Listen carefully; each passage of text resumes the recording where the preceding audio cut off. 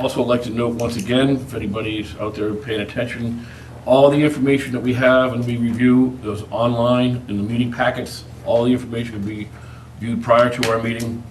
Additionally, if there's questions that you may have and you're unable to attend a meeting, there's a website for town staff that you can send an email. We will certainly review and discuss your questions before the board.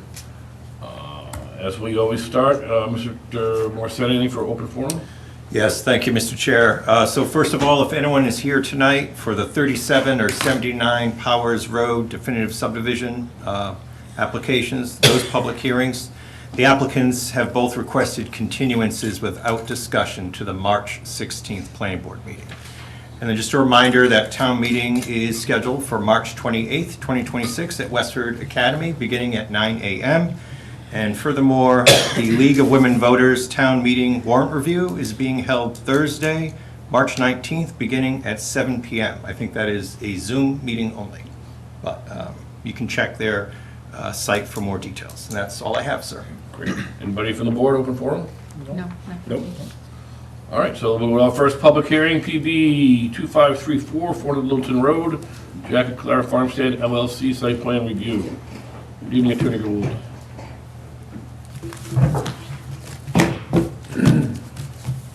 Good evening, board members. Thank you for hearing us. I'm here with Brian Goudreau, who's going to make the presentation, and Bradley Kimball, who is one of the owners of the Kimball Farms, and this is before an arcade building at Kimball Farm. Great. Thank you, Sherry. For the record, Brian Goudreau with Hancock Associates. So it's been a couple months since we've been before you last, and in that time, we've been rather productive on our end. So we've gone to conservation, had several hearings with the commission, went on a site walk with them, and just found out last week that they feel comfortable enough to draft an order of conditions. So that process is moving towards a conclusion, hopefully within the next 2 weeks. Additionally, we have issued revised plans, had correspondence with engineering. The latest engineering review letter dated today, I believe, resolves all outstanding issues and recommends a number of conditions that have to do with site development and stormwater and things like that. Outside of that, I don't really have much of a presentation, but I am happy to answer any questions the board may have. Great, thank you. I'm sure we've all read the engineering letter, so we'll start with Bob. The only question I had was, I'm trying to read the engineering report too. You classified it as a high turnover restaurant. And I wanted to just go back and make sure I understood what this facility was going to be doing. It was my understanding it was going to be more of an event facility. Are you planning to have it as a traditional restaurant as well? Correct. Yep. Okay. All right. Because I just thought that it was a kind of a lower turnover. With the events, it's a different traffic profile. Yeah, no, agreed. So there's higher demand on the high turnover restaurant, so we use that to estimate trips as well as potential parking. But yes, it is a traditional restaurant. So, okay, that's it for now. Joni? I just have two things. I noticed that it continuously says there are no dumpsters, because there's no dumpster pads, no dumpsters. And how is the trash going to be handled? That's a restaurant, it's not, Yep. obviously, big volume. Yep. So the proposed building has a full basement. So within that full basement, there are going to be all of the employee spaces, prep space, as well as trash. So not unlike the rest of the Kimball's buildings, if you will. There are dumpsters at Kimball's, but they're not, everywhere. So there's a central location for pickup, where whenever trash is generated, it'll be stored in the basement and then brought to a place, a centralized place. Right now, I think the majority of the dumpsters are behind the ice cream stand, so that's where it's centrally located for pickup. Okay, so the employees carry the trash? Yep. Basically carry the trash, okay, interesting, okay. And then just on the stormwater portion, I missed item number 22. You talked about adjusting, if there's a conflict between the drain and the force main, you'll just adjust the force main. But to me, that would need some design, so is there gonna be some design if you're gonna adjust the force main? So the short answer is yes, we have to give the contractor guidance, but the more technical nuanced is, it's a force main. So if we move it up or down, it's still gonna function in the exact same capacity. It doesn't have any impact on pump design or head loss or anything like that. So yes, we'll have to give guidance with some kind of plans and construction details, but it's not gonna fundamentally change what's going on out there. Okay, yeah, because I didn't see any details. I know there's a note about 5 feet of concrete on each side Yep. of the force main where it crosses the road, but I didn't see any depth or anything, so, okay. So check, is there anything else? I think that's about it. Sorry. Yeah, that's it, thank you. Bill? The thing that I just want to get a little clarification on, and I'm looking right now, I didn't notice the late staff report, but I'm trying to catch up. So a little bit on the traffic. So we arrived at the amenities aren't going to produce any additional trips, even though we're improving. I mean, I get it, we're recreating what's already there, right? But we are making it better and a little bit bigger, so we don't anticipate there would be any increased volume of traffic to the site. We think it would be nominal, so, I mean, in order to conduct a full traffic impact assessment, we gotta go out there and do counts and really understand on-season what's happening, how many people, like, Sure. we can make estimates from sales and whatnot. But given the fact that we are essentially relocating the arcade from the front of the site to the back of the site, and we are expanding it a little bit, we think the increase in trip count in relation to the total trip count out there is a drop. You know, it's not gonna be significantly different. What would be is the restaurant, because that is a new amenity that is gonna be year-round, and we accommodated the additional parking for that.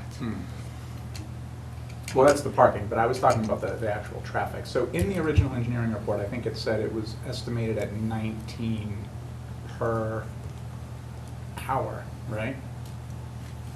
And I think you're On 20 weekends, on weekends. And what the report alluded to is that at 20, something else happened. So I guess I'm looking for clarification, Jeff. Do we know what the original engineering comment of it's below the threshold of 20 means? Would that? So I can dig that up if we need to. I did have a very direct conversation with engineering department today. Yeah. Because I'd say that was probably the one item that was the most, not significant, that's not the right word, but the one that was a variable for the board. Right. And so they, had a conversation with me, and Kimball's, it's a very unique Yeah. creature. It's there, and honestly, it's unclear the value of a detailed report would be given the small ad versus the totality of the site. I mean, it's you could spend all kinds of time and effort, and you might not get meaningful, very meaningful data. So they felt very comfortable if the board were to entertain a condition as suggested in their memo, basically saying, look, if we get unexpected results in either, the traffic flow or parking situations, then they would have to come back to address that, because it'd be very difficult to forecast and pinpoint that. Now, they also acknowledged if there is an issue along Littleton Road, well, it's not beyond MassDOT to do what they feel need doing, which they have their own authority in that matter. Right, So right. I don't know if that helps, but.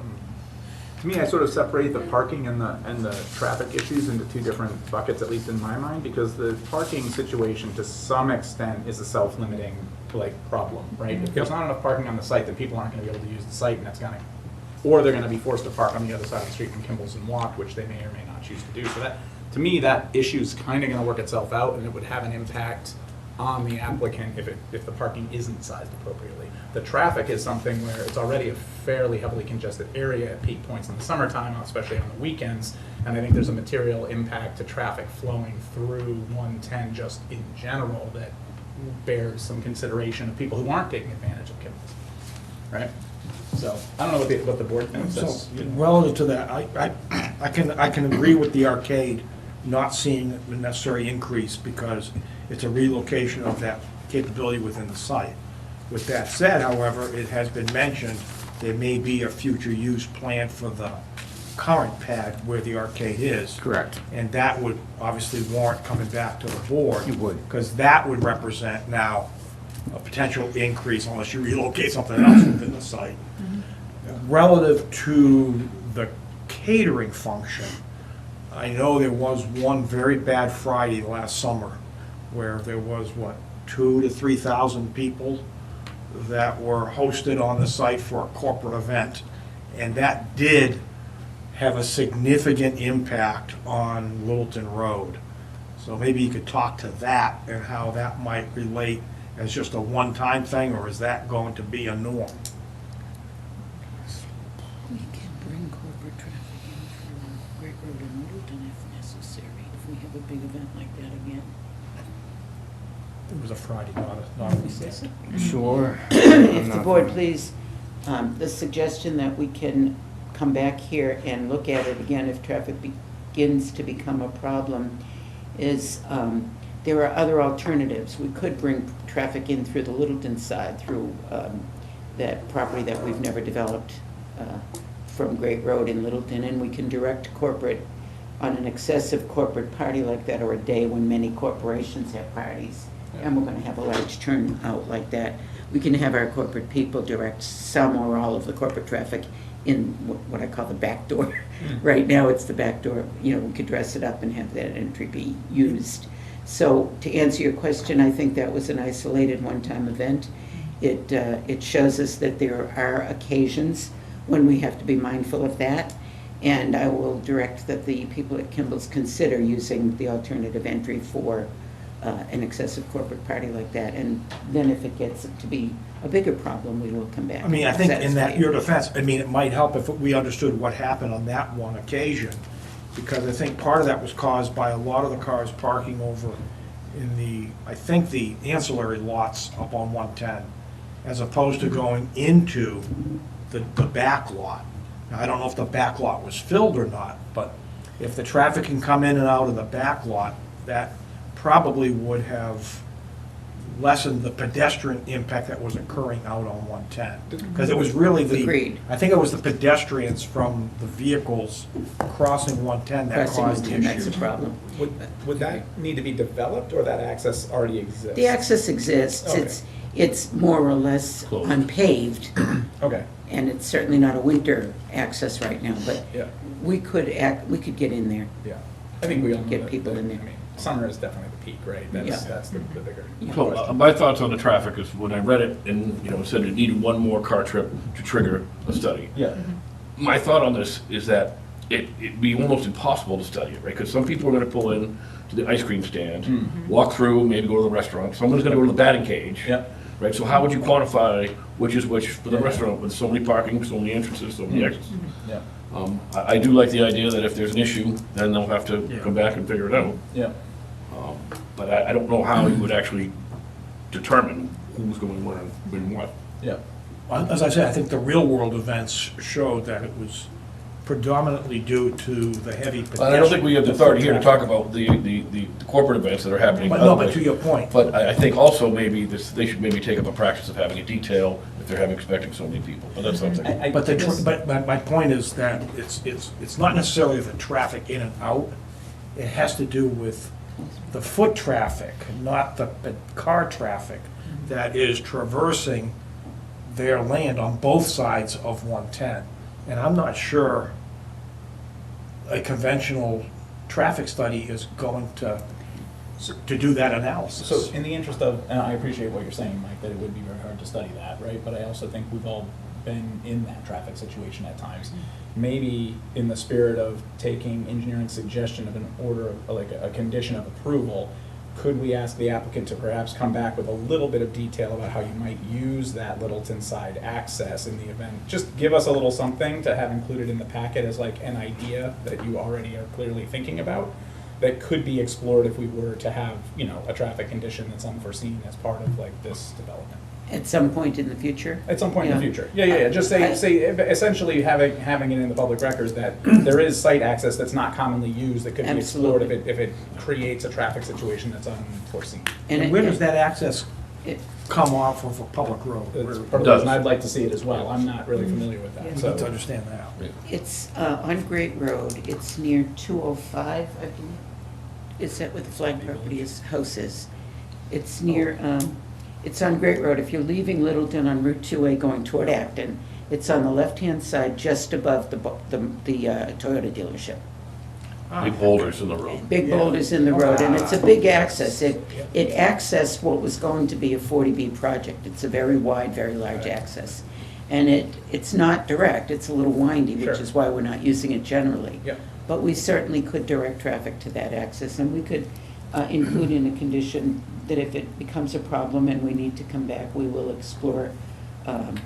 I think it gives a little more Yeah. than just saying, hey, we could do a traffic study Yes. later after the fact that shows that we actually do have another means of accessing the site that could be explored if we're And encountering again- a traffic problem.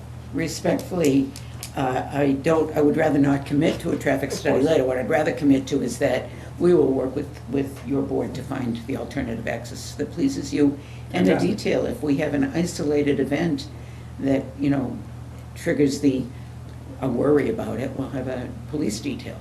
Yeah, and I think from that, the history, it's not necessarily a traffic study. It may not even be vehicular management, maybe pedestrian management or something. As I said, that seemed to be what everybody observed last summer, is what was causing that backup on 110. And again, I'm just backing away from the words traffic study for all the reasons Yes. that Yeah. you've said. Yep. I'd rather say that we will work with this board Yep. to solve a pedestrian safety issue. Yeah, and it's You know, just if- management of Yes. large volumes of traffic Yes. during special events. No problem. Darren? you have Both anything? people and cars. No, parking was my only concern, and I think we've obviously beat that up pretty good, so, yeah, if we could have in the record that there's a viable option coming into the Littleton entrance in the case of, the site is generating additionally more traffic that's becoming a problem. Because keep in mind too, you're gonna have, ultimately that, with the site again, where the arcade was, will probably be something else at some point. And there's also space right in front of this restaurant for amenity usage, which could be something else in the future too. So, that could be additional traffic that's generated there too. So just the idea, we can keep this in mind as needed. Anybody from the audience, any comment? I'll ask the board, are you guys comfortable closing the public hearing and have them work on a decision for the next meeting? And have them hopefully come back with some type of rendering with that access?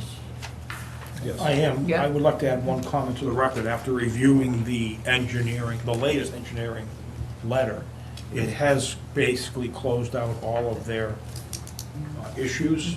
And with the proviso, what they've done is added conditions for the approval. Yep. So I think we're good there with the engineering review at this I point. would agree. All right, so can I have a motion to close the public hearing? So moved. Second. All those in favor say aye. Aye. Mr. Morissette, if your staff is comfortable, how long do you think for a draft decision?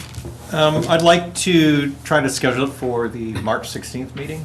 I think we understand the board's concerns. I think we can work with the applicant on a reasonable condition of approval to address that. And I imagine we would probably tie them, providing if any additional information is needed prior to either occupancy of the new improvement, or if you want it sooner. But I feel that should be in place before it's occupiable. Great. So motion to continue this to our March 16th meeting here. Actually, if you close the hearing, you don't need to continue it, but we can just schedule the Schedule it. decision for that meeting. Great. So, thank you very much. Thank you all very much. Thanks. I assume the applicant, if an extension is needed, is willing to issue the decision till March 17th, say? We can give you till the end of that week. Wonderful. Thank you very much. Thank you. Thank you. All right, PB 2536, definitive subdivision 37 Powers Road. The applicant is requesting to continue this hearing to March 16th without discussion. Is there a motion? So moved. Second. All in favor, say aye. Aye. At 7 o'clock in this room. PB 2601, 79 Powers Road and others in the Sugar Valley Ski Area. Applicant is requested to continue this hearing without discussion to March 16th in this room at 7 p.m. A motion? So moved. Second. All in favor, say aye. Aye. PB 2602, 219 Littleton Road, continued from February 2nd, 2026. welcome. I'd like to also just state, we do have our consultant, Dylan Sussman, here with us. Good evening, Dylan. Hello. Attorney Robbins. Good evening, Mr. Chair, members of the board. For the record, Attorney Melissa Robbins from Farrell and Robbins. Here with me tonight is Lizbeth Bayville from Redgate, the applicant, right over here. Amy Corte, David Boyce, and Bridget Doherty from Arrow Street. Katie Cruz, the project engineer, and Sean Sanger, the landscape architect from Copley Wolf. We're here tonight for a continued public hearing for the McMod on 219 Littleton Road. We have received a comment letter from Dylan Sussman. Dylan's here tonight. Thank you, Dylan. Although we haven't responded yet, and we're not ready to take a big deep dive into Dylan's letter, I do think it's very helpful for Dylan to be here tonight. And I thank him for coming, as we do want to just discuss some of the plan changes we've made, subject to the board comments, and then go through a few of the waivers. In addition, we did receive the traffic review letter. Again, we received that at the end of last week, so we will not be going through that this evening, but we look forward to going through that on the 16th. The other thing that we're waiting on is the renderings. The board had asked for some renderings from Littleton Road and also from 495. We don't have those yet, but we will have them for the March 16th meeting. So you may be wondering, what do we have and what are we doing this evening? So what I would like to start with is the fire comments. I think many of the board members had a lot of comments regarding fire. We did resubmit the fire information to the fire chief and received his comments. Is this the comments up here now, Jeff? Sorry, what's that? These are the fire chief's responses to the revised material that he is satisfied. And just so you know, and I'm going to let the architect go through it quickly too, David.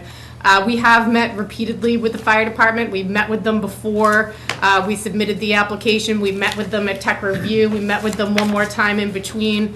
We've made revised plan changes, made sure we revised the turning plan analysis for the fire department. So we are very comfortable that the fire department is satisfied with the changes and the layout.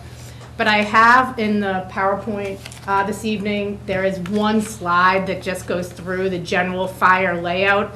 And just, Mr. Chair, if it's okay, what I'd like to do is just allow the architect to quickly run through that slide, just so that the board can feel comfortable with the fire turn. Certainly. Sure. So, David, do you want to go through that? Sure. Jeff, can you find that slide? I am working A on little out of order, but 212 in the packet. And close. after this. yeah, keep going. It'll be, should be pretty obvious. Oh, there we go. There we go. Perfect.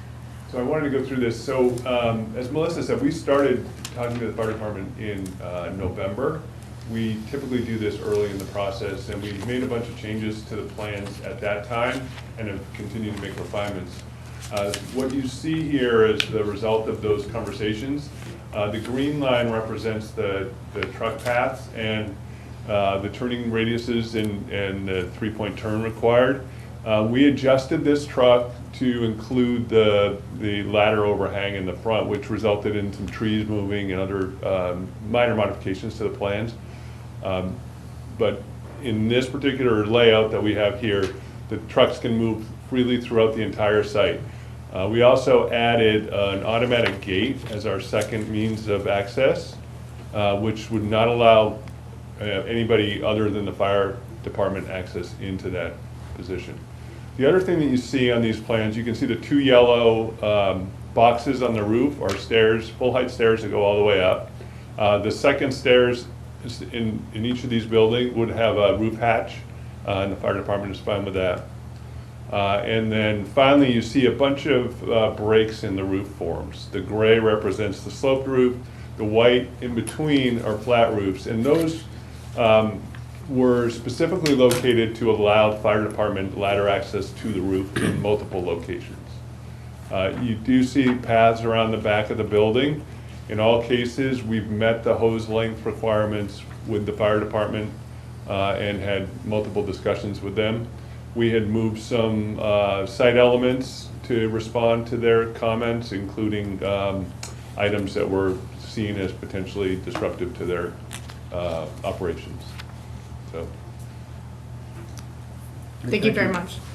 So I think what we'd like to do now is just go through a general overview. Jeff, I think that just starts from the top of the plan set, maybe, of some of the changes we've made to the set since the last meeting. And I think what I'll do is I'll allow Amy to go through that, and I'll move out of the way and let Sean, the landscape architect, also sit here to run you through some of the details. Melissa, before we move forward, can I Yes. just ask one question? Oh, sure. On that fire plan? Yes. Because the fire plan that you're showing here on sheet 8 doesn't match sheet 5. So I just want to make sure that, I mean, not that it's a big problem. In terms of the parallel parking? The parallel parking. Yes, Yes, that's because we, Yeah, did it- that after we, talked Right, to the fire chief, understand, yeah. but I just want to make sure that the fire department knows that Oh, that sure. has changed Yes. to parallel Definitely, parking. definitely. Okay. Yeah. And it wouldn't change their turn template whatsoever. Right. So the roadway width and everything stayed the Same. same. And so it's consistent, so I will, but we'll make sure that the fire department obviously is, gets an updated plan set. Great, so, in addition to the fire, issues, we wanted to talk about the main plan updates that we made in terms of addressing the board's comment of looking at the head-in parking between buildings A and B and considering parallel parking there. And so this was the plan that we had previously. We had 15 head-in parking spaces, and in addition to looking at that roadway design, most of our focus over the last couple weeks has been looking at the main entrances. How do we make those more prominent from the massing, from that sense of arrival standpoint? Looking at the amenity program and the interior program for the residences, basically everything that's in white in building A and B, and then really looking at these kind of public areas in the courtyard space within building A. And so we wanted to get that set and resolved in plan, which is what you're seeing today, and then come back to you with that full walkthrough of the site for renderings in the next 2 meetings. So if you go to the next slide, please. We've highlighted the main things that have changed. And so really looking at moving the head-in parking, which is number 1, from those 15 head-in spaces to basically it's 10 parallel spaces on either side of the road, or 5 on one side and 5 on the other side. And then we made up those other 5 spaces just in smaller areas of the site.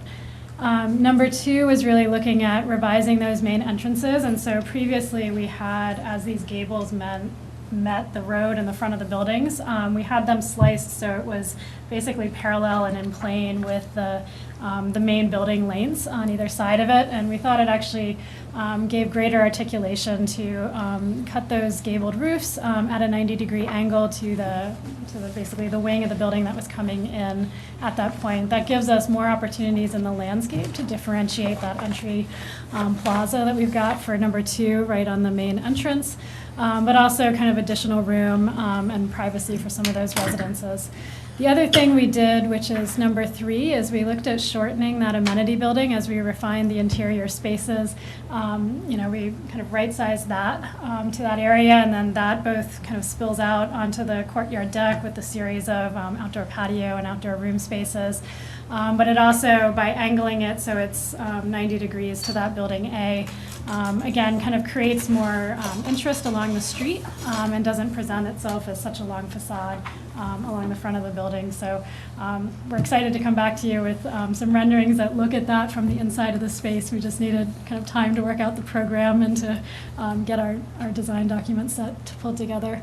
Is there anything I missed? Yeah, no, really Yeah. appreciate, I mean, what we heard from you guys last time we met, to be able to kind of fold those in those. And to Amy's point, we were able to hold all of the parking counts consistent with those, I think, positive moves. We feel like the plan's getting better as we're kind of working through this. Yeah. If you go to the next slide. So just a little bit more in detail, you can see on the top left is the previous site plan and where we were in terms of that main entrance. And the bottom left shows the current configuration. So we've got kind of our leasing entrance. If you move in and go off that, I wish I could point with that box kind of up to the upper right of number 2. We have a separate kind of service entrance for packages there. And then we also looked at, could we provide a slightly deeper space for those Amazon or FedEx trucks that we know are going to need to load. Our main package room is in this building. So basically that first space to the right of the number 2 is our loading space. Yeah, if you go Can to I drive, building, or no? go to building A, Yeah. the one in Yeah, I can just point. the left, I Jeff. think we have a, This space right here. Right there, yeah. Is our loading space, and so that's slightly deeper. You can then basically immediately come into the building, the package room is right here, and everybody, basically you get it out of the vestibule and out of the lobby and into that room, and then we've got our visitor, our handicap spaces there, and visitor spaces right side there. Sorry. That's right, yeah. Do you want to talk about the street section? Yeah, and Joni, to your point, the question kind of with the travel lanes, we're still a consistent 22 feet, so that hasn't really changed. What we did really was take that 18-foot head-in space, we can basically split that into two with those parallel parking spaces along both sides, and that allows us to really have kind of more of the traditional kind of walk, tree belt, parallel parking travel lanes through that lower section that you're seeing there. Skip these. Where we going? No, you Yeah, keep you're going good. down. We So. just keep working. You guys have already had the preview there. So we just wanted to kind of go over the overall waivers that we're requesting as part of this project. We added in blue the additional waiver that Dylan had flagged for us as he went through his letter. And then the next page just highlights the waivers that we're going to go into a little bit more detail in today's meeting. And then we'll come back and address the ones in gray with the renderings and with the additional technical details later on. So sorry, if you go to the next one, the ones that are grayed out are what we're going to come back with and address. So if you go to the next one. Yep. Yeah, we can go to the next one, Jeff. Thank you. There you go. Yeah. So starting with, if you can scroll down just a little bit more around Littleton Road, we wanted to do a zoom in with a series of street sections along Littleton Road to address the comment about the parking on the side of Building B, the screening for that parking. As you can see on the left, the existing site plan, you basically have 90% of that call-out plan is parking and is paved with very little screening of the parking. We know it's not an excuse for what we should and shouldn't do for the new plan, but just wanted to draw that comparison. The biggest thing that helps us here is closing off that two-way driveway in from Littleton Road and replacing it with that smaller fire department access only road. That basically closes that view, puts the focus on the historic house, and allows us to more fully landscape that and include kind of that lower stone wall that is traditional along Littleton Road. Yeah, so we're picking up a lot of the guidelines, the master plan out of the Route 110. So to Amy's point, really starting to work in the wall shore favors, backing that up, and you'll see that in the sections on the coming pages with a denser kind of understory plant material, kind of screening, if you will, along the edge, while also still really respecting the walkway along Littleton Road. And as I said, you'll see that in the sections here, but once again, trying to get a really green edge there. So if you go to the next one. Yeah, go to the next one there. So, obviously the waiver of requesting the area of parking in front of buildings A and B, I think in our interpretation of this, we had classified this parking along the side of building B with the front of it being where the main entrance was, which is on that left-hand side. We can certainly understand the community's desire to screen that parking, and so we've been working on a series of sections and how that planting can work on that side. So basically the existing rendering or the existing view is up in the upper left. The proposed view from Littleton Road, we tried to take it from the same view. You can see the stone wall. The idea would be to get a series of layered landscape, and Correct. Sean can explain it better than I can. Yeah, no, absolutely. So what you're seeing there in the front is really the Littleton Road, then you're seeing that first row of street trees. That is all within a continuous green ribbon there at the back of the curb, and then we pulled the sidewalk back, really using a lot of Dylan's principles to really kind of create that safe environment for the pedestrians. Would really prefer that not be located right along the curb edge. So pulling that back, and then directly behind that is where you start to see the wall.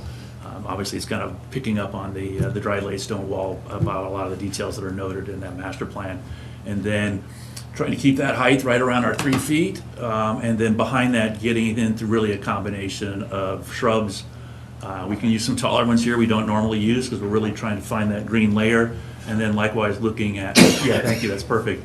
And then likewise picking up, I think, a good opportunity for more of an ornamental scale trees as well, which will be fuller to the ground, multi-stem, that will continue to enhance that, and I think we'll continue to work on that plant palette, but it will be in our advantage to also fold in some evergreen there as well. So particularly this time of year, you won't see all through just those branches, but we'll have a layering of a plant material mix to be able to kind of build on that. And then as you get to the parking lot side, we're reintroducing some of the larger canopy trees. So really trying to, as Amy mentioned, layer this in to be able to kind of diminish the impact, if you will, of the parking in particular, and then obviously helping with the scale of the building, massing. And there should be a section on the next page. Yeah, there you go. So hopefully this is a little clearer, kind of on the layer with Littleton Road there on the right. We talked about the tree belts running along that edge. Once again, trying to use those trees and those vertical elements as both as a bit of a traffic calming and also some separation. So you got the walkway there, and then obviously the stone wall. And then, as I was saying, trying to really describe that understory layer in that planting zone between the head-in parking and the back of that wall. And then certainly we've got the islands within the parking. Those are all pretty good size. We're looking to get some canopy trees in there as well.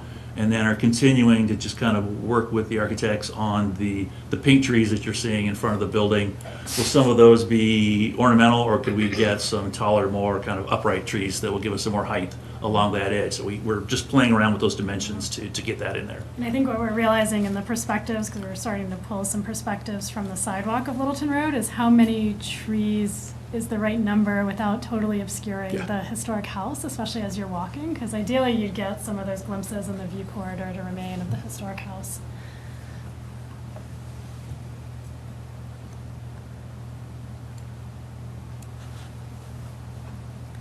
And then this would be a sections that are a little bit further down. Obviously, at this point, you're really getting into more of the historic house as really the separation, if you will, from Littleton Road into to that larger effluent field and parking area there in the center of the site. But definitely the street trees will continue down, but really looking at that farmhouse and the barn itself to create that some separation there.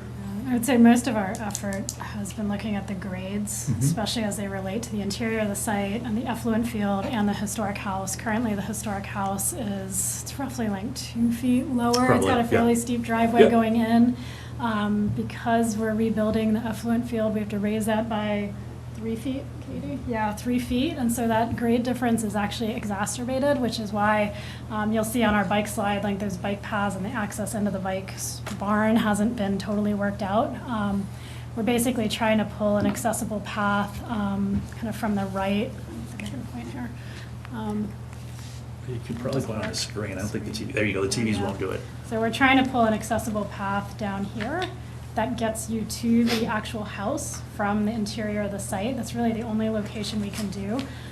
We're looking at how we get bikes in as well, whether that's directly from Littleton Road through here. We'd have to do something with these double doors, or it's possible that we could maybe slide them down through this way through a slightly steeper path for the bikes. So those are things that we're continuing to work on and refine as we do the grades and make sure they remain accessible. But yeah, to Amy's point, from the sidewalk that runs along the parking lot edge up here to the finished floor down here, yeah, there's about a 4.5 foot grade change. So it's I think we're trying to kind of make it as an opportunity, but definitely there's some challenges to Amy's point to make sure this is fully inclusive and inviting and functional at the same point. Which I think on the next slide, we've got the section that is cutting through the barn, and that's really where you have the most change of those grades. Yeah, so kind of continuing to play and to bring the wall around. This is something we're going to continue to study with you guys as it relates to signage, but it felt like there was an opportunity to be able to fold that in. And then likewise, as we're looking at the parking lot side again with the walkway, trying to get green and street trees in here. We're just outside of our limitations on the effluent field offsets. So we're squeezing those in, but I think we can make that work. And then with the number of access points into the barn, both from the wastewater edge as well as where we're proposing to bring in the bike storage, there's some kind of nuances there about access points, which we will be able to get an accessible walkway that will get you into that side, but we will be kind of sneaking in between the wall and the side of the barn. Do you mind with the pointer just showing, reminding us where the effluent field is right now? Just from the overhead view, just curious. Oh, effluent field is, This is Need a different. yeah, you're right in here. Parking lot, yeah. Okay, just a room, okay, thanks. And I think Bob mentioned it at one of the last meetings, we're still continuing just to double check these grades, Bob, as we related from Littleton Road up to there. I know that was mentioned at our last meeting, just making sure there were no crazy grades or steep grades that you had run into that, I think, somewhere else. So those are all still being just vetted as we're getting through the final kind of leg of the programming of that building.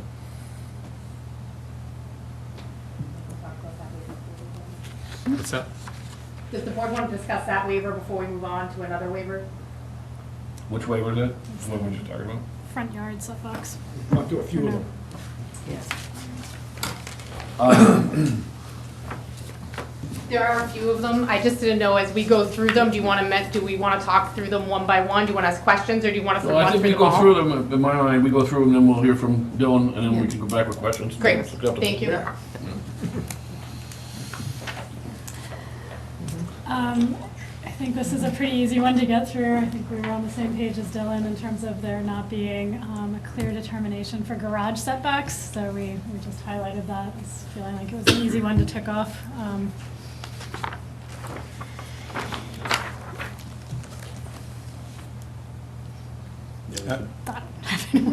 Yeah, I mean, we already, Yeah. I want to say we already have one project under our belt where there were garages, and I Yeah. think it was sort of implied, I thought, that they did not need that waiver, so Okay. I don't know if the board would feel differently now. In this particular case, I'd say at least 3 of the garages are probably good for buffer to the Yeah, I wouldn't highway. have an issue with the On garage. the rear side, on that rear lot line, I have no No problem. issue there. Yeah, the highway's not gonna complain. Do you feel differently, Bob, about the others? The other one, we may have to just look a little closer, but I don't see any problem with the garages. Okay. And these are further away from lot line anyhow, They right? are, So, yeah. Correct. Yeah. okay. That's why the rear lot line, that's just Yeah. highway Yeah. scrub. Okay. Okay. Not a lot of dialogue there, okay. Okay, so the next one was really the front set from the back of the sidewalk. I guess our interpretation of this was it's really where you have the streets and blocks. We know our streets and blocks are an issue, so we're requesting no waiver for the front setbacks being less than 20 feet from the back side of the sidewalks. We've shown the varying dimensions that we have for each building. We can see in front of Building A, it's really 15 feet to 18 feet, so we're very close to that 20 feet. We're really running up against Concom not wanting us to get any closer to the wetlands, and the fire department also not wanting us to do really compact spaces for those head-end spaces, because then the cars park there anyways and they stick out and it becomes an issue for them. So, we're trying to balance a lot of the needs, but also still create that privacy from the residents through the series of grade changes, which I believe you'll see on the next In this slide. section, yeah, so this gets you really into the kind of an enlargement, if you will, of Building A. So you really do see the parking, I'll go from the section on the left. So we've got the 18 full-size parking space running there. We've got our walkway, and then as Amy mentioned, really that width kind of varies from planting to stoop or planting to stairs. But certainly, we're trying to find a balance and get the intent of the treeway in there. So we're really getting large canopy trees in there along the edge at the back of the sidewalk. We've got the stoops elevated as shown here in the elevation. So we're really trying to create both from a stoop edge as well as the landscaping between the back of walk and that stoop as a green zone. And once again, we're going to have the ability to work with some taller plant material in there. The goal here really was to be able to give that separation and also the privacy, particularly from any kind of headlights or cars pulling into the spaces and creating that kind of that disturbance, if you will, the visual impact. So we think we're there. Obviously a little biased, but really trying to get the trees in there, the similar kind of layout, and likewise with that taller plant material in there between the stoops and the back of walks, but still making that really inviting and friendly as it relates to the landscape material choices.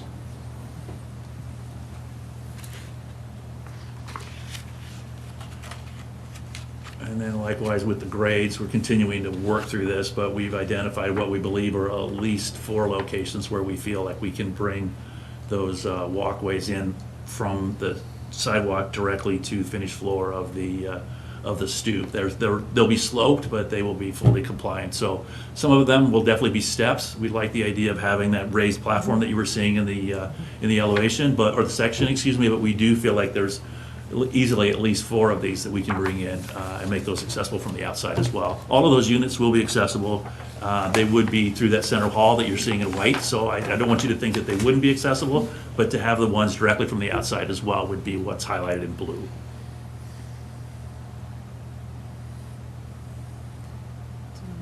Pause and talk about the front, the setbacks, or it doesn't, it seems like that's a larger discussion. Do you want me to go back, or? Yeah, I don't know, based on what I heard with Melissa, maybe we kind of roll through that and let Dylan have a chance to. Yeah. Sorry, I'm done with this before you guys. So in terms of the bike parking, there was a question last time about, what kind of path the bikes had to travel on. What we did do and make the change, we originally had the bike rooms in 2 buildings.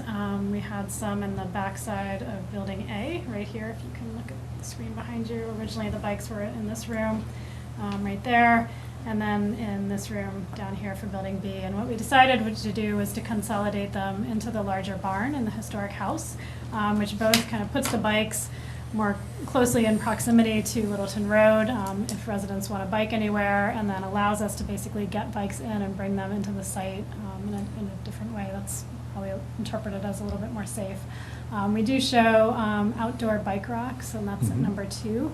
Right now, we've got about 18 spaces planned for the bikes, and thinking through this with Liz and Melissa, and wanting to open up some of these amenities that we've got along that shared use path to the public. We think it probably makes more sense to actually sprinkle some of these outdoor bike racks across the site. And so if you wanted to bike to the pickleball court, we could locate a handful of bike racks up here. The playground some would be slightly another left great there, spot. and then the playground, right? So as people are traveling to these different amenities, whether they're residents who live in the community or residents outside the community, there's those opportunities along the path to locate these. So we'll get that revised for the next meeting. We've shown in orange just a very general path. I can't say we love it yet. I think bringing the bikes in from that main entry drive is not the best. I would imagine if I'm a biker, I'm coming along the Littleton Road sidewalk, get this pointer to work, and probably looping in on the sidewalk here. You're not going to have a huge amount of people walking, and then I'm probably continuing to either walk my bike along the sidewalk and stopping at the main entrance if I'm a visitor or looking there, or I'm continuing on the shared use path right here, going to the playground and moving across. So we'll get that updated for the next meeting, as well as have the grades worked out for the historic house in terms of how people get into that building. But I think what we heard from concerns from you guys last time was really that route and kind of from the bike rooms. We just felt like those locations were a bit of a challenge and a lot of parking lot to circumnavigate. So that's kind of in response to obviously ongoing conversation and what we heard from you guys. Yeah, so I guess what we'd like to ask for today is a general okay that the 84 spaces that we're Right. providing for the residents are okay, and that 18 spaces located somewhere on the site in proximity to both main entrances of the buildings as well as these main public amenities would be amenable to you guys, and then we'll come back with the actual path shown. And I think there's one more, Jeff, I think it speaks to the. I don't know, it looked like Lighting. Dylan was going to say something. Oh, sorry. No, okay. Good. The lighting one, yeah, we've been, obviously, what we've done here, just so you guys know, it was probably a little hard to read last time we met with you guys. So we basically kind of color-coded this, I'll call them pink lights are, what we're asking for would be a taller light fixture. The McMod calls for nothing taller than 15 feet. What we're looking to do is get something taller than that for the roadway network, if you will, more of the parking spaces. One, it helps us particularly around the effluent field, where we're really trying to work, how do we get that lit, knowing what we have subsurface-wise, and likewise trying to find a bit of a balance between what I'll call more of the roadway, street parking space lighting, and then what you're seeing there in that light purple is our 14-foot. So we're meeting that requirement there. We're below the 15, but it's the kind of the parking lot, the driveway, street, pink ones, that we're looking to do something a little bit taller to essentially get a really good uniform distribution of that lighting, and also at the same time where we feel like people are going to be more of a pedestrian zone, bringing that down, and where it's more of a vehicular, a little bit taller. On that one there, I'm fine for internal to the site, but I am gonna look with a little more of a critical eye at those areas adjacent to Littleton Road. Yeah. Because this can have an impact on the cars, so we're gonna have to, I think, discuss further how you're gonna prevent those lights from being more in the eyes of the drivers on Littleton Road. Yeah, so, but As yeah, I opposed guess to the internal side. it'd be curious to kind of just talk through that a little bit more with you, but I know we've had conversations with the Conservation Commission as well, so we've kind of talked about different ways to minimize that, and I don't know if that's specifically your concerns, but let's say the two pink lights that are like right above the words Littleton Road, we were kind of looking at those to be more of a throw back towards the building.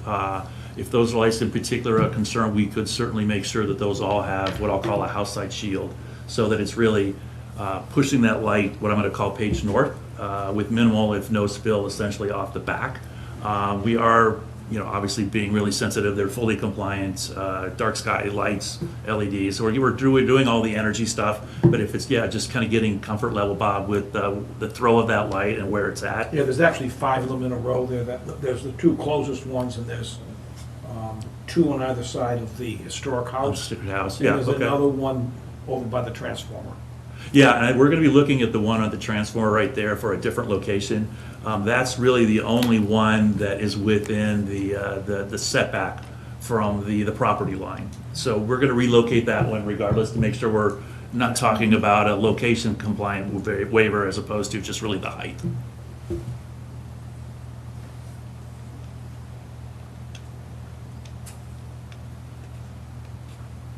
And likewise, the transformers that we talked about last time, but we've got number one, I call it in the center plan, is kind of, that one has been there, that was on the plans that we presented last time with you guys. Number two, within the original permit set, is where we had that transformer, and I think we talked about that a little bit last time we were with you guys. We just wanted to formalize this and just remind people that in Building B, the one closer to Cornerstone Square, number two is no longer there. That's actually a green space with trees in there as you pull in, or at least as the fire truck pulls in there, excuse me. But the number one there along the Cornerstone Square, has been relocated and pulled that away from the building. Obviously, we're still kind of working through the dimensionality there. We want to be able to get those screened, but obviously we just need to get a little further in the process to get those transformer sized properly. But certainly working through that as well. They're sized properly. That we're good there now? Okay. Are those transformers directly associated with one-to-one with the buildings? Yeah, yes. Is there any redundancy? What happens if one fails? You fix it. You fix it.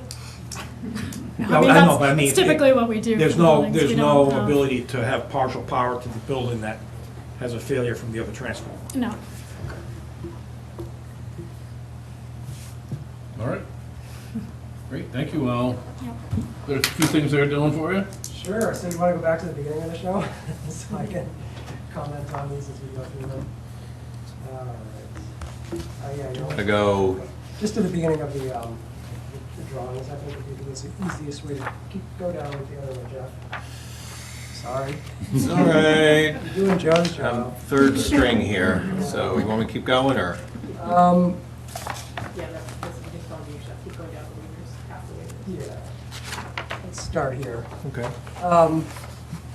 So this is the waiver for parking in front of a building, essentially. So my interpretation of this was a parking lot fronting on Littleton Road is as in front of the building as you could get on the site. I think that I think the parking in front of that building is kind of unavoidable given the size of the setback that's required by the zoning and their inability to fit the parking anywhere else on the site. So given that, I think they've done a pretty good job of showing screening and showing the stone wall that aligns with the Route 110 master plan. I think you're sort of striking the balance there between a wall and screening that's like intimidating and overbearing, and also screening, and you have it probably about as good as you can get it.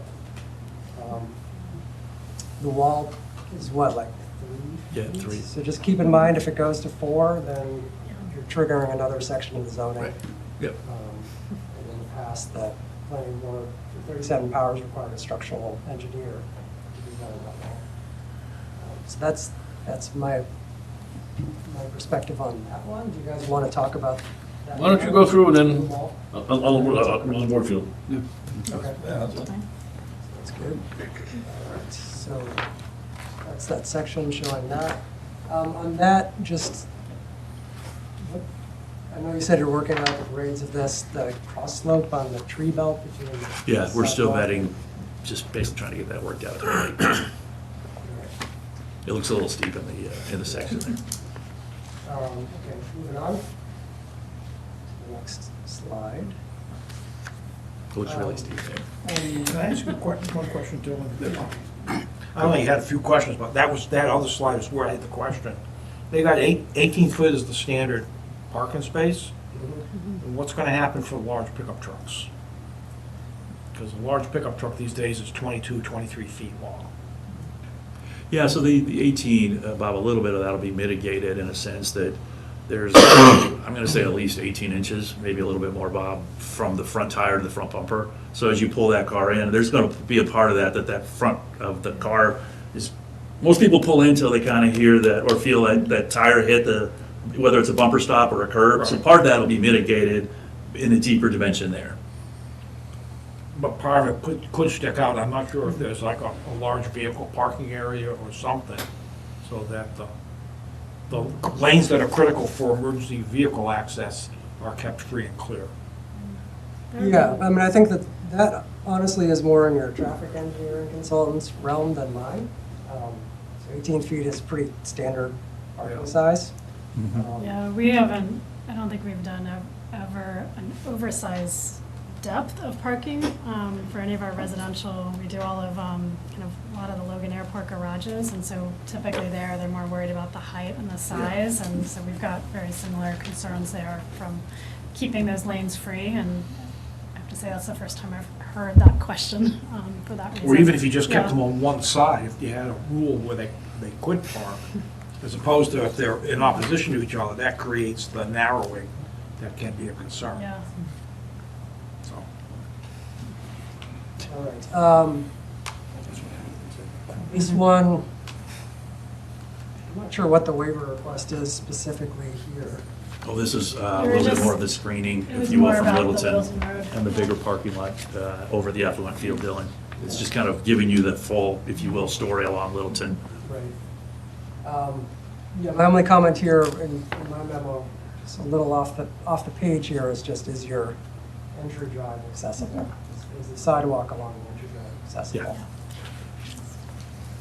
All right. So move on to the next one. This all makes sense. The existing building is existing non-conforming under the bylaw, so I don't think we need a waiver for that. No. So I don't see a concern there, and the landscaping around it looks reasonable, and the attempt to get an accessible path from the entryway makes sense to me. And I can see that you have some challenges there and that you're working through. Next. The garage setback, we talked about this. The zoning's a little unclear here. It's up to you whether to require a waiver of this or not. You're sort of setting a precedent there. Last time, I think you did grant a waiver for the garage setbacks. I think it makes sense to continue to do that, even though the zoning is a little unclear, just so that if you have a project come in that actually is egregious and where the garages are not serving a positive function, you retain sort of that precedent to regulate it. Agreed. I have no problem with that waiver. What's that, Tara? I have no problem with that waiver, given the locations of these garages. yeah. I think one of the positive aspects too is in time of snow, that'll be the easiest area to keep clear. The parking spaces are gonna be a challenge with the vehicles. Yeah, and I think future plans showing snow storage areas is gonna be. Yeah, so we're working through that. Obviously, we're having conversations with Conservation Commission as well. So, yeah, there's a lot of obviously interest in how that gets kind of All resolved. your room right in the wetlands there.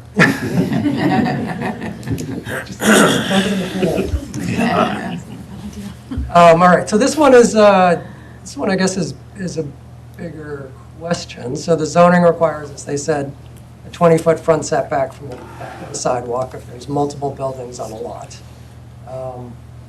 The zoning requires streets on all sides of all blocks and requires blocks everywhere. So this is connected to waivers they're requesting for both streets and blocks, right?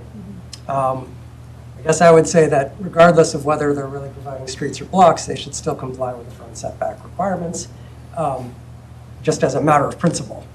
As a matter of like practicality, the purpose of those front setbacks was to provide sort of privacy for ground floor units, which they're doing pretty well by having these raised stoops and plantings. So I think that one's not really a concern. To provide shielding from headlights, to provide adequate landscape space so that you could shield headlights, which again they're doing by having planting and raised buildings. So I think that's not so much of a concern. And then the bigger question is the overall. There's two things controlling density through this section of the zoning. The first is that cap of 15 units per acre. And then the second is all of those dimensional requirements of streets and blocks and front setbacks, right? And opens outdoor amenity space. So those are like all key dimensional controls that work in tandem. So when you start waiving outdoor amenity space and you start waiving front setbacks and so forth, and streets and blocks, you start, you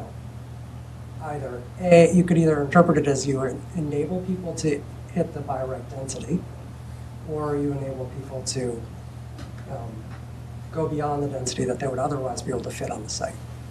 So I think that, for me, that would be the bigger question with this, is whether you want to interpret the sort of 15 units per acre as a maximum with the other dimensional requirements whittling that down, or you want to interpret the 15 units per acre as sort of a floor with the other dimensional requirements enabling or not enabling more developments. Does that make sense to you all? Mm-hmm. Okay. So practically, I guess what I would say is the 15 to 18 foot setback on the planned south side of building A seems perfectly fine. The 8 to 11 foot on the north side of building B, I think you're probably starting to get into, in the previous version, you're getting into some issues of like fitting large sized trees in, but now that you have a tree belt, I think you've addressed that issue. And the other sides seem fairly reasonable from like the functional purposes of the front setback. Next.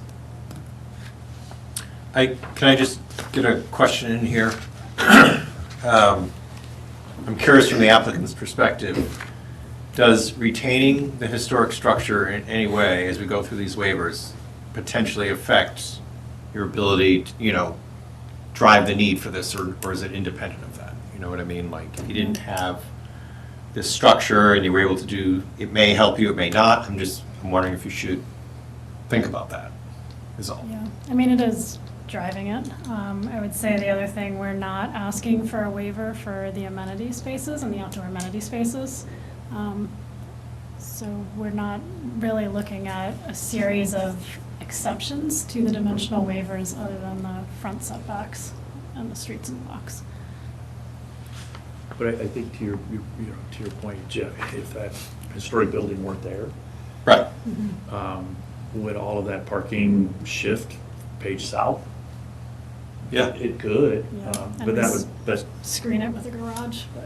yeah, I mean, That obviously doesn't there would seem be like the a right whole thing other to kind drive. of issue along that edge from visibility, but, But that going away, obviously, we would just still need to work the grades for the effluent field, and so some of that would scooch around a little bit, but that would certainly free up real estate, for sure. At least page north, page south. Okay, but it might not have any impact on this area, so, Right. okay. On which area? What's that? On which area? Um, I mean, there's a number of intertwined issues, right? Yes. I mean, because last meeting, I believe we showed a diagram of, if we got rid of the mature trees in the upper left, you could look at pushing the buildings around there, which would change the dimensional setbacks. So we're trying to balance, can we preserve some of the existing tree groves that are on the site with obviously the existing natural resources and weave the buildings around that and the historic house. So there's a number of things that we are trying to preserve here, including the tree that's on the kind of upper right portion of the historic house, which is pushing this road. I'm sorry. Just to show up. There you go. This tree right here, like originally in our very first plan iteration, we had this road slicing a lot closer to the historic house. We realized this tree was a really nice specimen, and so we did kind of wrap this road slightly closer to Building B, which is putting pressure on these front setbacks, and this is kind of being pinched by the wetlands, so it's a little bit of both. So Dylan, I was just getting at, sorry, maybe some parts, it would give them more flexibility to meet that, but there may be other areas of the site, like between the two buildings, that it might not. Yeah, I mean, we looked at those block setbacks, and while you have, I believe in the standards, the 20-foot front setback, the back setback, if you park your interior of the block, only looked to be like 5 feet. So in this case, we're trying to create some substantial backyards and balance that with a few less feet in the front. And so, could we push the buildings maybe a little closer to the wetland? Probably not right now that we've gone through Concom, but could we have started there? Yes, but we would have ended up with a lot less backyard and landscape for those units that are facing the wetland. And so we were trying to almost create that equal open space condition in front of both sides of the building. Yeah. So I think you probably have already said this, and I think I probably said in my memo, it's an extremely constrained site, right? And the way those wetlands are laid out, combined with the effluent fields, combined with the underlying front setback from Littleton Road, there's not a lot of real room to produce any plan other than this one. Well, they could reduce the amount of units. Other than reducing the number of units. So I think that other than reducing the number of units, the sort of balance of front setbacks and additional space, creating separation from the wetlands and paths in the back seems reasonable. Or the unpopular opinion, which I'll say, or reconsidering the historic building, right? I mean, that's the other way that they can get there. Yeah. I mean, I do feel like they're going a long way to try to fit the historic building into the site. Like, I agree. Every time I'm hearing them present, I'm like, we're sort of shoehorning this historic building into a site. And I'm not even clear that the use that it's going to be used for is all that meaningful. I mean, the wastewater piece, you need it anyway, so that's fine. I think you're going to have a bike area that's got 15 bikes in it. And otherwise is largely empty, right? It is the reality of it. Maybe there'll be room for a small coffee shop at some point. Sorry, had to. I second. All right, so do we want to talk about the bikes off-street parking? Dylan, thoughts on that? Sure, yeah, so the bike off-street parking, I personally think the bike parking in the interior space is a plus. I think it's good to have protected bike storage. I guess I'd like to see the additional spaces that you're talking about near the pickleball court being in addition to the 18, getting a little closer to like 0.5 per unit instead of 0.3 per unit. I hear you that there isn't a market demand for those spaces now, but the goal is to promote walking and biking in this area, and I think there are studies that show that if you have bike parking, then people can buy bikes and they can start biking. If they're supported by bicycle infrastructure, which MassDOT is, proposing, or the TIP project is proposing to put in on the street.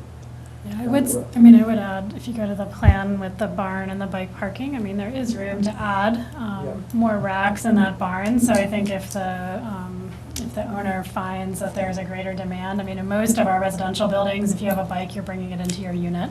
You either own a fairly expensive bike or you don't want it, in a bike room or outside. And so that's been the typical trend that we've noticed in a lot of these buildings. But I certainly think that the capacity in the barn is there. And so in some of these projects where that need for bikes isn't certain, it could be something that you end up adding bike racks after the project is built to meet that resident demand, which, Redgate typically does anyways. They want to keep their residents happy and leased up. Yeah, so I mean, to me, that sounds like a good condition of approval down the road, of like, on paper that there's additional space that's available there.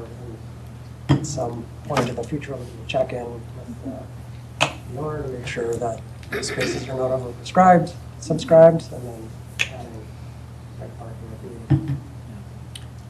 Yeah, I think I think the board has done something similar in the past, whether it's for biking or actual parking. It's good to have a plan in place for if the need arises. You don't have to, start designing stuff. There's already a plan, so the site is laid out for that. So it's just do and install if needed, and not have to worry about planning later on. Sorry, where did we leave off, Dylan? So If you keep going, you'll get to the bikes. Bike storage. Yeah, that's kind of where we're just at. So the Yep. orange here was showing sort of your main bike circulation, is that what we're Yeah, seeing? it was the kind of shared path along the streets. Because we haven't designed that path to get into the bike barn yet, that's why it's not dashed in. We can come back to you with this redone and those bike areas laid out near the outdoor amenity spaces. But as you can see in the barn, we've got some extra capacity right there. We could add another rack too. Yeah, I think, Dylan, this was really intended to be more of the discussion of if you were coming off of any of the new Littleton Road bike lane, Right. the connections to the great paths you guys have throughout the neighborhood or the community here.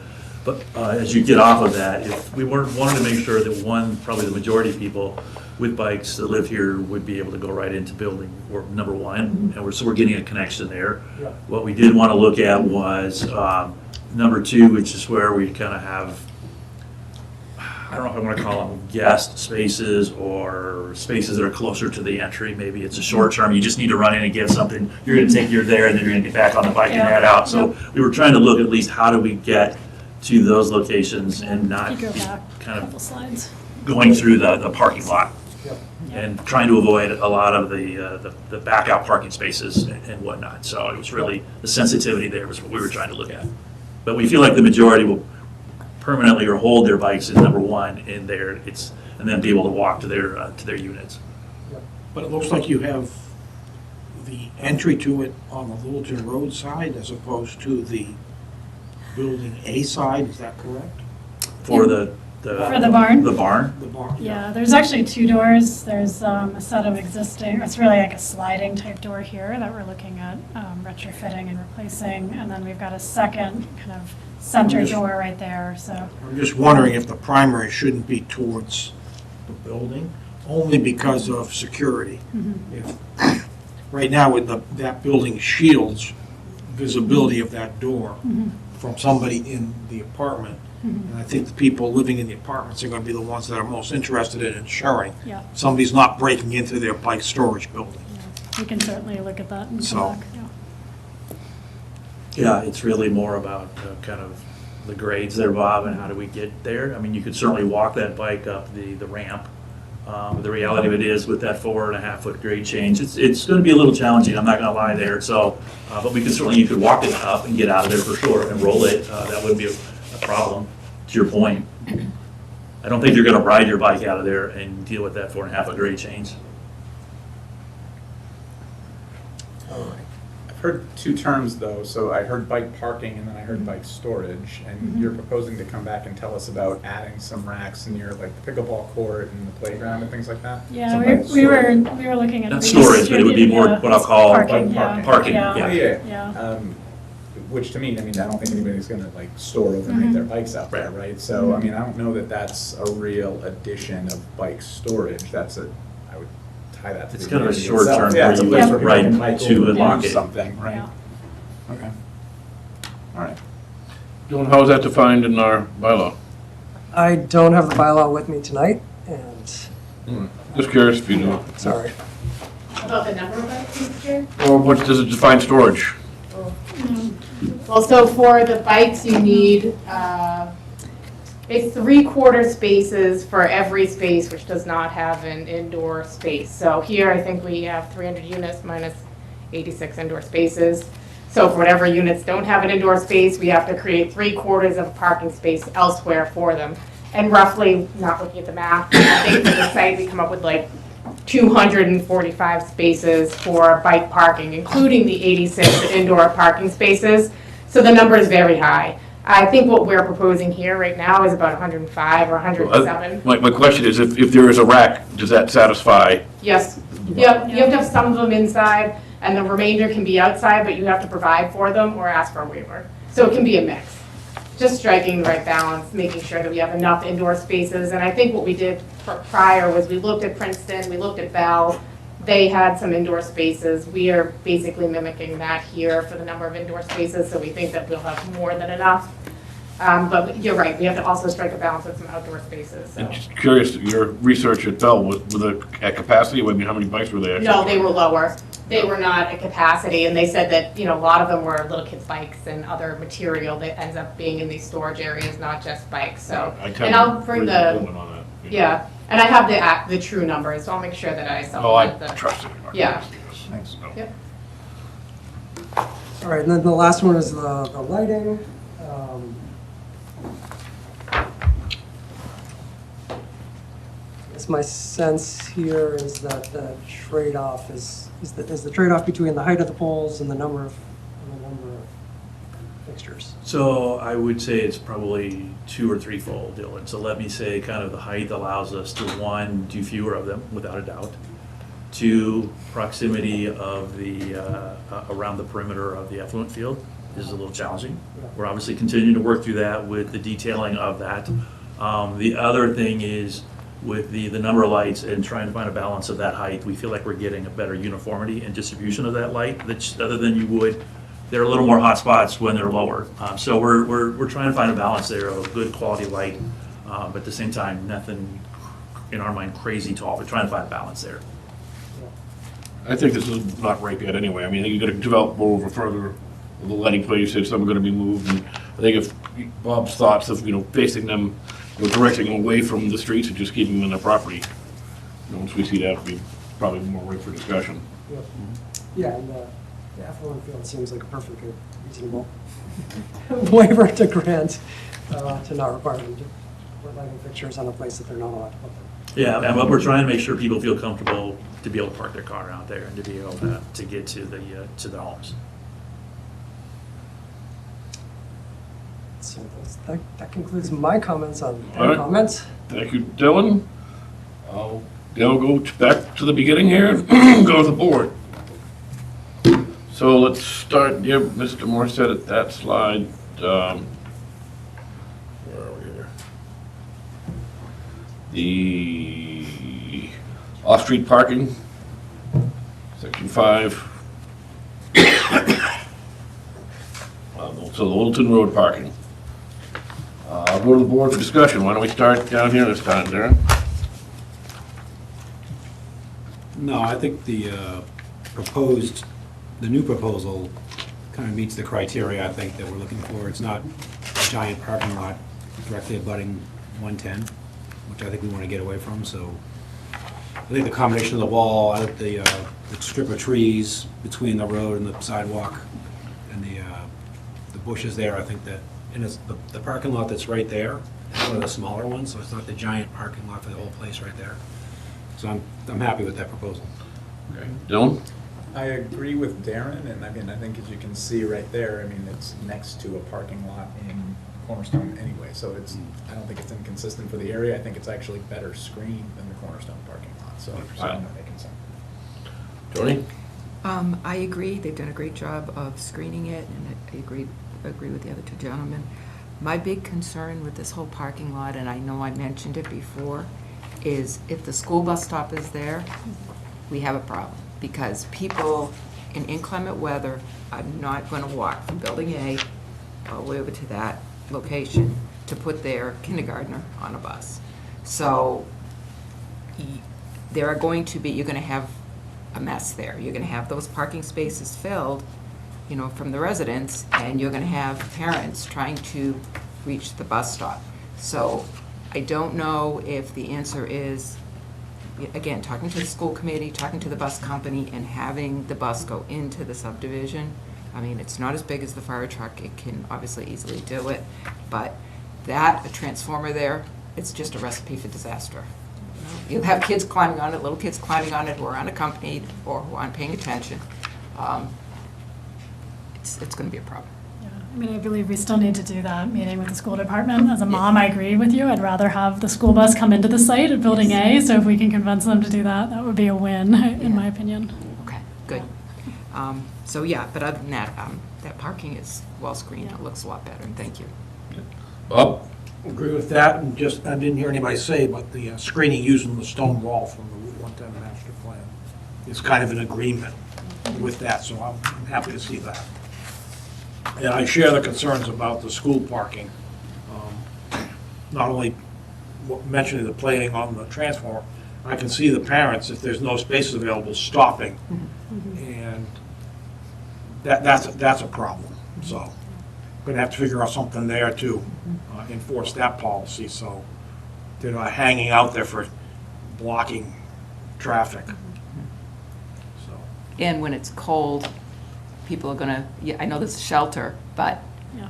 I do it with my own grandkids. We sit there in the car and we wait for the school bus and look, and you're not gonna be able to see the school bus coming, so it's gonna be, definitely need some work. Yeah, we can definitely do the meeting with the school department and get that set up. I mean, I'm assuming you still want a bus shelter there to serve the broader bus connections in that area. The LRTA, I Yeah. think that's a great idea for the LRTA, because I think then you'll get people to Yeah. use it. Okay, great. I'm also in agreement. I think it's designed well. I think it will look good on 110 there. I think our next one is garage rear setbacks. We've already discussed that. We need any further discussion? No. All right, next is the waiver as required for front setbacks being less than 20 feet from the back of sidewalks. I'll go to Bob. I'm fine for that within the site. I think it meets the setback from the front, so I'm fine with that. So I don't have any objections to that. It was more of an aesthetic, I think, thing. And this goes back to one of the opening comments from Dylan earlier, and it gets to the point of the blocks concept. And right now, we really don't have a good block concept in here, so it kind of goes hand in parcel with the fact that we also have that sidewalk discrepancy. Joni? I am more concerned with what Bob said and what Dylan said, where these waivers work together. We can't just segregate them and separate them. And I have no problem with the, 15 to 18 feet, and with the building, front changes, I think it looks great. But we got to deal with the bigger issue, and I think that's the bigger problem. Dylan?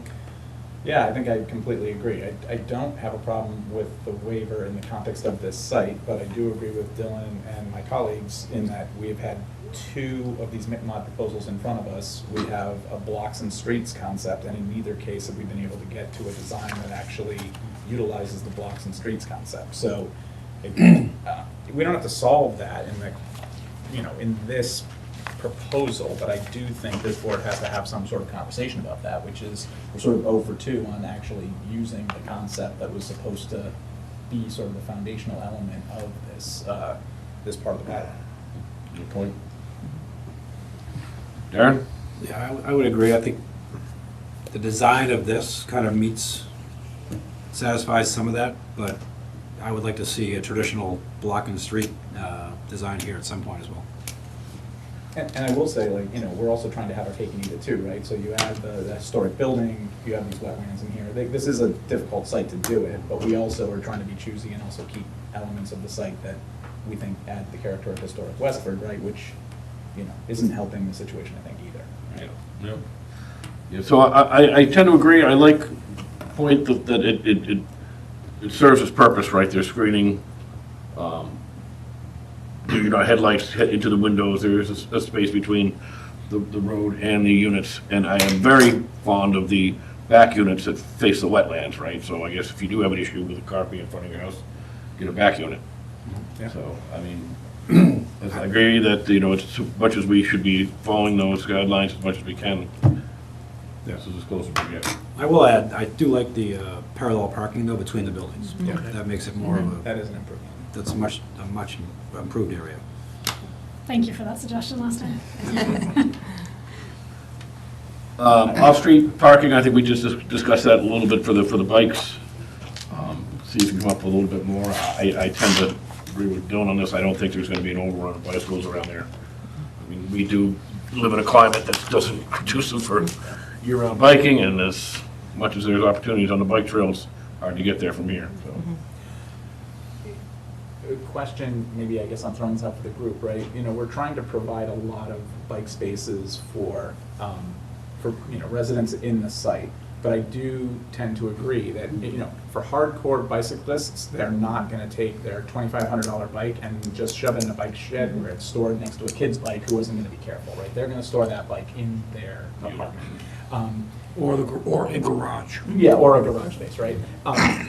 Any thought on like providing like those, like a city bike type of concept where there's actually just like community bikes that can be used to navigate the site amenities and maybe get to Cornerstone by the residents there and using that as a way to offset some of the required number of bikes. Like that way you don't actually have to own a bike, but if you'd like to go for a bike ride that day and ride a bike to Cornerstone because it's a gorgeous July day, you can just borrow one of the bikes and then return the bike. Like, to me, that's much more practical, and especially in a site like this that's located so close to the shopping area of Westford, is one of the benefits of living here is I don't actually have to own a bike, but I can still go for a bike ride 4 times a year when I want. No, I agree with that, but I guess it's more than just Cornerstone, it's that whole shopping district. Of course, yeah, I didn't mean to, I'm just saying. Yeah, I mean, getting down to basically. But instead of trying to provision 260 spaces, why don't we say the site has 80 bikes that are kind of general use bikes that residents can take advantage of? They're maintained by the Use one of the property owner, and commercial you use services one to and do that. Then you return it. You have an app anyway to get into your apartment. You can rent a bike and they know you rented it. I mean, this is not rocket science.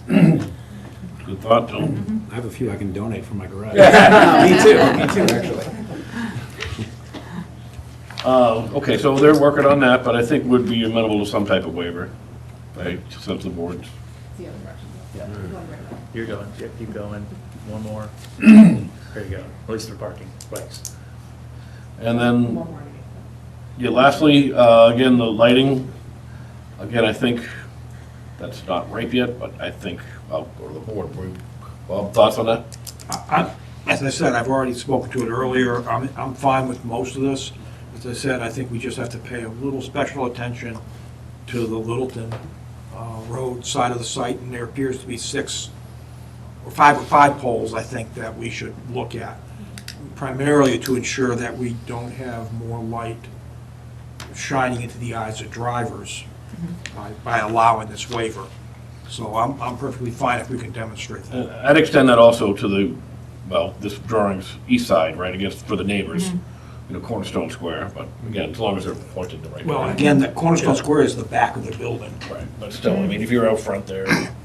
Oh, well, no, out front, Yeah. but, yeah. I think we're moving them. Again, I think I included those Definitely, lights. yeah, the one really at the corner, if you will, it's kind of near the big dumpster and the high wall right there, exactly. That one will be relocated. Bob, if you're, you know, really concerned, as I said, I think we could do a really good job with the full cutoff house shields.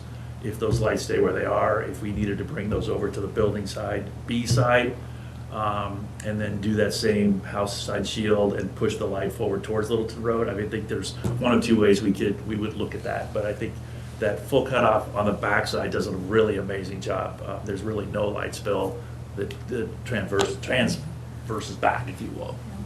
Yeah. Joey? Yeah, I'm fine with the lighting, I agree with Bob. totally. Dylan? Agree. Darren? Yeah, fine. All right, so now, members of the audience, anybody out there want to put in, just add to this, discussions, questions you can have? I do have one other thing I would like to discuss, and it's more for giving them guidance to the future. I'm still having concerns about, as we look at the internal circulation within the site for vehicles, and combine that now with what we've just been through in the last week with the snow plowing, snow storage. And this site is extremely constrained by the wetlands and their unique shape that these, the circulation is flowing around. And as I look at this, it's hard to see where there would be good snow storage areas, because if it's not parking, it's wetlands. So I just, and we obviously have to wait for the CONSCOM discussion of this, but I do intend to come back to this topic later in the sequence of the hearings, where we can discuss circulation, because it also needs to undergo review by Fire and Emergency Services, because there are places on here you might try to block a corner, but now you've inhibited the ability for that large vehicle to make its turn. So that's a big concern of mine. And the other thing, just a very small point, but you pointed out where you're putting that delivery van access. That is the first space, and when I look around, there are so many parking lots in this town and surrounding communities where the first space like that has snow coming into it. So there's going to have to be special consideration paid to how snow removal occurs there, so you do not eliminate the van delivery space, because it's a special design. Yep. Similar with that traffic flow, as I've expressed, I also have a concern about large pickup trucks extending out. And I use as an example just what happens within Cornerstone. We basically have the spline roads that go through there, and that's many times where the large pickup trucks will park. And if you get them across from one another, you now create a choke point. If you just have one by itself, okay, it might impede traffic from a smooth flow, but you can get around it. But when they're opposite one another, it's a problem. So I do want to pay attention to that, and whether you might want to consider a special area for larger vehicles so that they are prohibited from certain paths, so you have good traffic flow, emergency access flow especially. And also how you're going to snowplow. I mean, if there's too many impediments, you're not going to get a snowplow vehicle in there. And that's why I'm all for the garages, because I think that is something that makes plowing very easy on those edges. But the bulk of that is going to be a challenge, and we've seen that this past week throughout Westford. I'm kind of curious now to look at some of our ours, like Bell and some of the other larger apartment units, to see how they handled it, Yeah. and if there's any lessons we could learn. Well, it'll be, honestly, yeah, it'll be tricky. You gotta get the right people and the right contractor to be able to do it. I mean, this isn't, I mean, It's not like I think the beauty of kind of where you guys are going as far as a community is the idea of these tree islands and the greening of these parking lots. That's awesome for, 6, 7, 8, 9 months out of the year. It's awesome. The tricky part is in the winter, and it's not a big, I'm gonna use the word, well, it's not a big shopping center where there's nothing in here but just paving, where you can turn that plow, get the cars out of there and push it. Bob, to your point, it's gonna be the right person that's doing that. It's gonna be obviously aware and respectful of those. Plowing guys. Cornerstone at night is not like plowing this Right. at night. Exactly. Because just guess what? There's more cars at night here than there are in the daytime. And just to a couple of your points there, I mean, we have traffic going on right now. We just got our first traffic review letter, so a couple of your points will be examined at the next meeting. We are also working on a snow storage plan right now because it was also Conservation's question. We have Conservation next Wednesday, so that'll be ready for this board to review at the next meeting. And just to your point for Bell, Bell is maintained beautifully. I went out there after the last snowstorm and their sidewalks were shoveled all the way out from Bell all the way out to Red Hat. It wasn't until you got to a town road that there wasn't a sidewalk. So they're doing a great job maintaining, so we intend on following their model as well. Yeah. But those are, everything that you've mentioned this evening will be addressed either through traffic or through our snow storage plan that will be ready for the next meeting. Thank you. Yeah. And I don't expect you to have the answer right now, because I think we have to go through this process, so. All right, anybody have anything else? The 16th? Yes, Jeff, works for you? Yes, sir. All right, can I motion to continue this matter to March 16th, 7 PM, this room? So moved. Second. All those in favor say aye. Aye. Great, thank you, guys. Great, thanks. Thank you so much. Thank you. Okay, next item is thank you, Dylan. A lot of good comments on the, Yeah, it was great. in there. What was excellent? Next, review of minutes from January 22nd, 2026. Can I have a motion to approve the minutes? So moved. Second. Any discussion? No. No, they were good. All right, all those in favor say aye. Aye. I don't recall any correspondence. Nope. Motion to adjourn. So moved. Second. All those in favor say aye. Aye. Aye.